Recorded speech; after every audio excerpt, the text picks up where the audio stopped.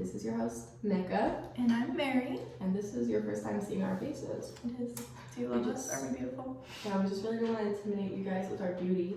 But we are not. So, yeah, this week we're going to do things a little bit differently. What are we doing this week, Mary? Today we are going to be reading The Telltale Heart by Edgar Allen Poe. We wanted to just switch things up a little bit for you guys. Since we're already switching it up by showing our faces, we thought we'd read you guys a little story instead of talking about murder, but you know, it's still murderous a little bit. So. Little danger. And we know that this isn't about a woman who committed a crime, but we thought we're women reading you a story. Mm-hmm. So what could be more informative than that? Yeah. But yeah, there are a couple reasons why we decided to do a story time this week. We thought it was going to be more entertaining to switch things up a little bit and just have a different platform, or have our platform show things a little differently in a way that, you know, encourages lightheartedness, although it is hard to be lighthearted when reading stories that are a little scary, a little spooky, but it's an escape. Yeah, it is, and it'll hopefully help us connect to you guys a little bit more, because I think Edgar Allen Poe is a very famous author that probably a lot of you guys like as much as I do, so it should be fun. And a little break for those of you who are experiencing finals week, or are approaching finals week, or maybe finished it in your school. So yeah. Without further ado, we pull up our story on the phone, and we will switch into our story time voices. Okay.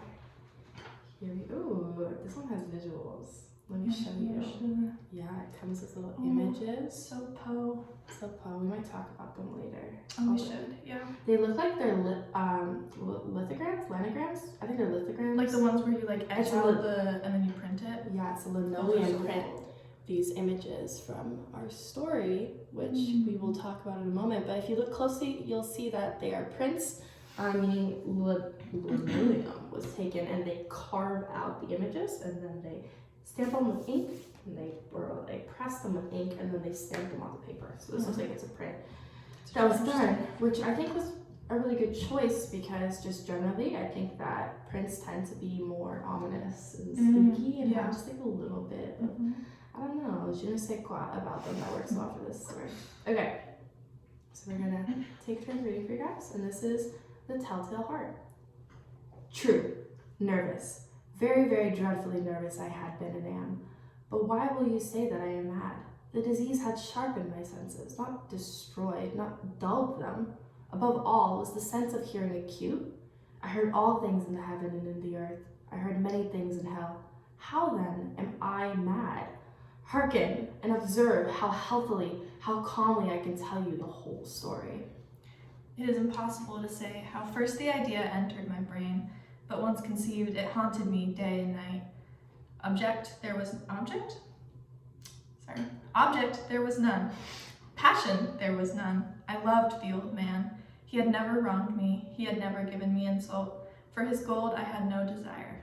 I think it was his eye. Yes, it was this. One of his eyes resembled that of a vulture, a pale blue eye with a film over it. Whenever it fell upon me, my blood ran cold, and so by degrees, very gradually, I made up my mind to take the life of the old man, and thus rid myself of the eye forever. A motive. Now, this is the point. You fancy me mad. Madmen know nothing, but you should have seen me. You should have seen how wisely I proceeded, with what caution, with what foresight, with what dissimulation I went to work. I was never kinder to the old man than during the whole week before I killed him. And every night, about midnight, I turned the latch of his door and opened it. Oh, so gently. And then, when I had made an opening sufficient for my head, I put in a dark lantern. All closed so that no light shone out, and then I thrust in my head. Oh, you would have laughed to see how cunningly I thrust it in. I moved it slowly, very, very slowly, so that I might not disturb the old man's sleep. It took me an hour to place my whole head within the opening, so far that I could see him as he lay upon his bed. Ha! Would a madman have been so wise as this? And then, when my head was well in the room, I undid the lantern cautiously. Oh, so cautiously, for the hinges creaked. I undid it just so much that a single thin ray fell upon the vulture eye, and this I did for 7 long nights, every night just at midnight. but I found the eye always closed, and so it was impossible to do the work, for it was not the old man who vexed me, but his evil eye. And every morning, when the day broke, I went boldly into the chamber and spoke courageously to him, calling him by name in a hearty tone, and inquiring how he had passed the night. So you see, he would have been a very profound old man, indeed, to suspect that every night, just at 12, I looked in upon him while he slept. Upon the 8th night, I was more than usually cautious in opening the door. A watch's minute hand moves more quickly than did mine. Never before that night had I felt the extent of my own powers, of my sagacity. I could scarcely contain my feelings of triumph. To think that there I was, opening the door, little by little, and he not even to dream of my secret deeds or thoughts. I fairly chuckled at the idea, and perhaps he heard me, for he moved on the bed suddenly, as if startled. Now you may think that I drew back, but no. His room was black as pitch, with a thick darkness, for the shutters were close-fastened, though fear of the robbers. And so I knew that he could not see the opening of the door, and I kept pushing it on steadily. I had my head in, and was about to open the lantern, when my thumb slipped upon the tin fastening, and the old man sprang up in the bed, crying out, "Who's there?" I kept quite still and said nothing. For a whole hour I did not move a muscle, and in the meantime I did not hear him lie down. He was still sitting up in the bed, listening, just as I have done, night after night, hearkening to the death watches in the wall. Presently I heard a slight groan, and I knew it was the groan of mortal terror. It was not a groan of pain or of grief. Oh no, it was the low stifled sound that arises from the bottom of the soul when overcharged with awe. I knew the sound well. Many a night, just at midnight, when all the world slept, it has welled up from my own bosom, deepening, with its dreadful echo, the terrors that distracted me. I say I knew it well. I knew what the old man felt and pitied him, although I chuckled at heart. I knew that he had been lying awake ever since the first slight noise, when he had turned in the bed. His fears had been ever since growing upon him. He had been trying to fancy them causeless, but could not. He had been saying to himself, "It is nothing but the wind in the chimney. It is only a mouse crossing the floor. It is merely a cricket which has made a single chirp." Yes, he has been trying to comfort himself with these suppositions, but he had found all in vain, because death, in approaching him, had stalked with his black shadow before him and enveloped the victim. And it was the mournful influence of the unperceived shadow that caused him to feel, although he neither saw nor heard, to feel the presence of my head within the room. When I had waited a long time, very patiently, without hearing him lie down, I resolved to open a very, very little crevice in the lantern. So I opened it, you cannot imagine how stealthily, until at length a single dim ray, like the thread of a spider, shot from the crevice and fell upon the vulture eye. It was open, wide open, and I grew furious as I gazed upon it. I saw with perfect distinctness, all a dull blue with a hideous veil over it that chilled the very marrow in my bones. But I could see nothing else of the old man's face or person, for I had directed the ray, as if by instinct, precisely upon the damned spot. And now, have I not told you that what you mistake for madness is but over-acuteness of the senses?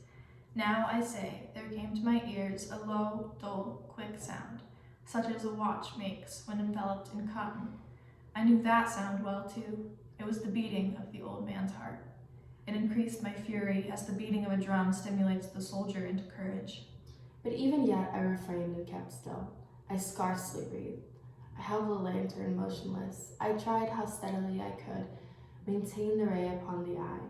Meantime, the hellish tattoo of the heart increased. It grew quicker and louder every instant. The old man's terror must have been extreme. It grew louder. I say louder every moment. Do you mark me well? I have told you that I am nervous, so I am, and now at the dead hour of the night and the dreadful silence of that old house, so strange a noise as this excited me to uncontrollable terror. Yet for some minutes longer I refrained and stood still. But the beating grew louder. I thought the heart must burst, and now a new anxiety seized me. The sound would be heard by a neighbor. The old man's hour had come. With a loud yell, I threw open the lantern and leaped into the room. He shrieked once only. In an instant, I dragged him to the floor and pulled the heavy bed over him.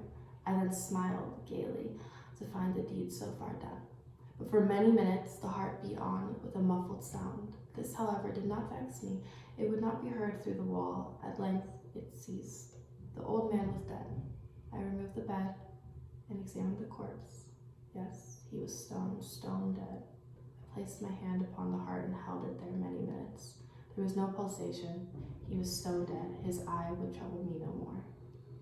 If still you think me mad, you will think so no longer when I describe the wise precautions I took for the concealment of the body. The night waned, and I worked hastily, but in silence.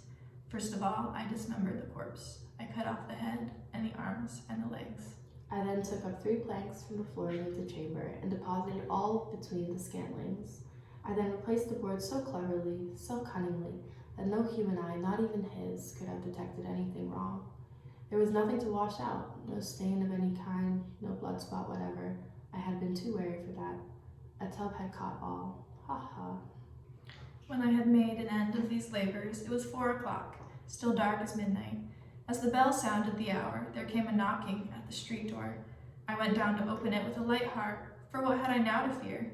There entered 3 men who introduced themselves with perfect suavity as officers of the police. A shriek had been heard by a neighbor during the night. Suspicion of foul play had been aroused. Information had been lodged at the police office, and they, the officers, had been deputed to search the premises. I smiled, for what had I to fear? I bade the gentleman welcome. The shriek, I said, was my own in a dream. The old man, I mentioned, was absent in the country. I took my visitors all over the house. I bade them search well. I led them at length to his chamber. I showed them his treasures, secure, undisturbed. In enthusiasm of my confidence, I brought chairs into the room and desired them here to rest from their fatigues, while I myself, in the wild audacity of my perfect triumph, placed my own seat upon the very spot beneath which reposed the corpse of the victim. The officers were satisfied. My manner had convinced them. I was singularly at ease. They sat, and while I answered cheerily, they chatted of familiar things.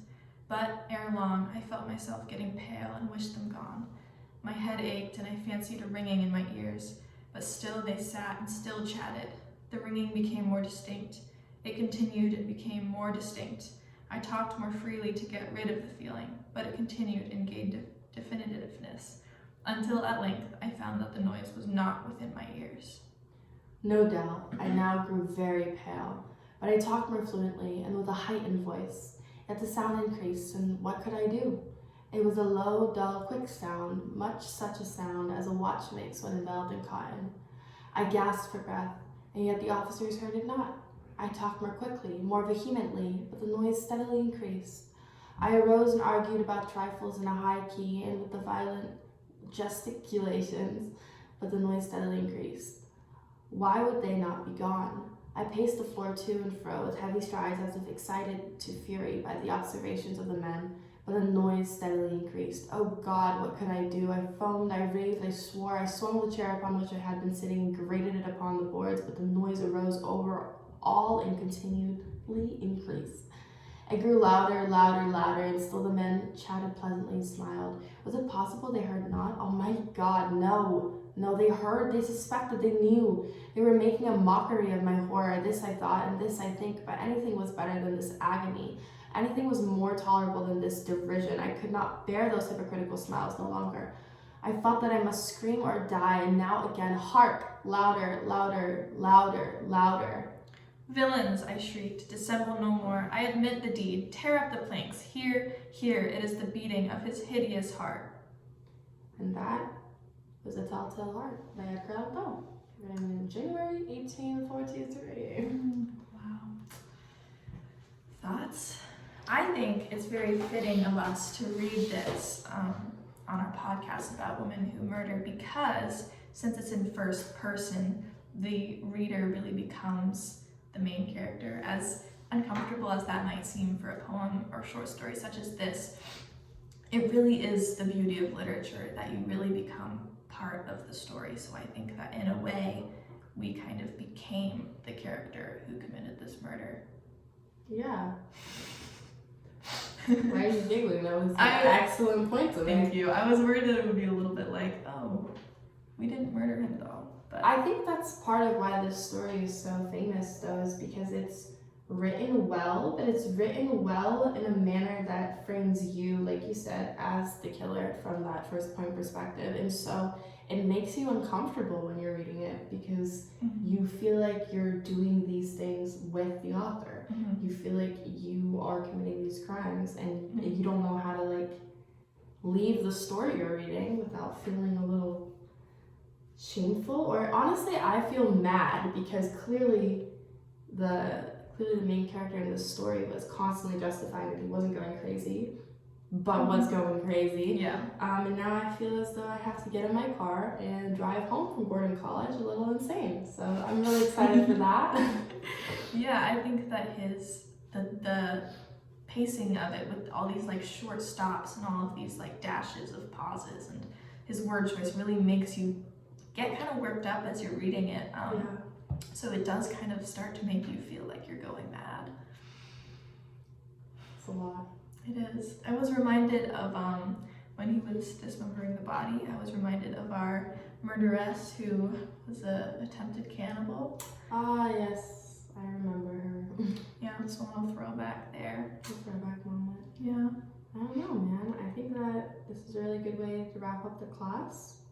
I think there's no more fitting way to end this series, which has been about a bunch of scary little murders, than reminding you guys that you could be going crazy and you might be the murderer in your own story. So, Exactly. Yeah.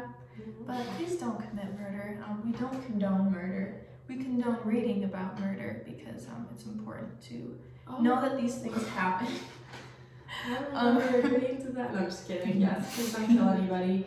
I do think that, like, it's good to look at things like this, though, to kind of get a more reality check on your own situation and the world you're in. Remind you of our fatality. Yeah, but also just generally, like, I feel like we've been desensitized to a lot of these things, but I think it's just as dangerous to avoid talking about them. I agree. So clearly this was a fictional story, it wasn't a real narrative, but a lot of the stories we've told throughout this podcast, all of them except for this one, are real. And those are things that have happened, and similar things continue to happen. And I think it's important that we recognize that these things are happening. Yeah, and I think we read stories like this by Edgar Allan Poe that are so spooky and scary, and we think, wow, that's insane. No one would ever do this. You know, this can't even be real. But then you look back at all the murders that we've examined, farmers, and you're like, wait, real people do this. So I think that fiction really can kind of remind us that people in the world are insane sometimes, and they just do crazy things, and that's not something we should forget about, because we have to protect ourselves. Yeah, but I also think just in general, it's like we all have the capacity to do dangerous things, and so it's important to recognize that these bad things are happening for the sake of putting in intentional effort to make sure that we're protecting our mental health and our physical health and like the circles we involve ourselves in, so that hopefully we can help avoid these horrors from continuing to happen. Yeah, because these were all humans who just had all these circumstances that made them slowly become who they were when they committed the murder, and we could all become that. Yeah. If we're not careful. Well, I think this was a great way to wrap up our podcasting class. It was. Who knows? Maybe we'll do another podcast for funsies sometime. More story times. More maybe. story time. Like this. Yes, it's kind of fun. Yeah. But we really enjoyed this journey with you guys. Yay! Thank you for being here with us through every step of the way. Yeah. Through thick and thin. We know Cannibalism and murder. you were there for the cannibalism. You were there for the baby farmer. You were there for my brother's 17th birthday. You were there for the man in the sequin black dress dumped in the dumpster outside and the stolen dog. You were there for it all. You're a real one. Real ones. Yeah. And we appreciate you. Thank you so guys. much.